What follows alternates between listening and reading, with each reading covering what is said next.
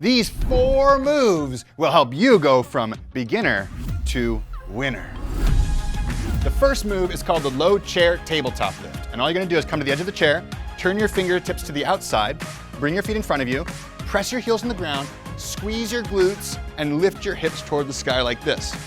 Now, a really important thing here is that a lot of people, when they lift their bodies up, they're gonna roll their shoulders forward like this as they lift their bodies up. We want you to pull your shoulder blades back and down throughout the entire movement. And all you're gonna do is hit this movement, extending the hips and squeezing the glutes like this for 1 full minute, and then move on to the next move. The second move is called the sit to stand. All right, most people when they stand up from a chair, they just put their feet down, their knees go forward, they wobble in like this, and we end up hurting ourselves. All right, so if you wanna go from beginner to winner, we wanna focus on doing this with good form. So feet come to the outside with the toes slightly turned outward.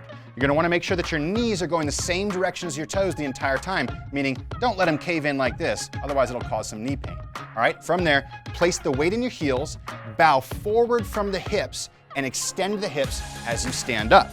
If you need to, you can use your hands on your knees for support, just like this. Now, one important point, as we push the butt back and we start to come down, don't let your back round forward like this. It's real common for people to go, ugh, if they're trying to push their butt back. Instead, we push the butt back, we keep a nice long spine from tailbone to the top of the head as we come down, sit in the chair, and then stand back up. That spine stays nice and strong and neutral the entire time. Once you do a minute of this, then go to movement number 3.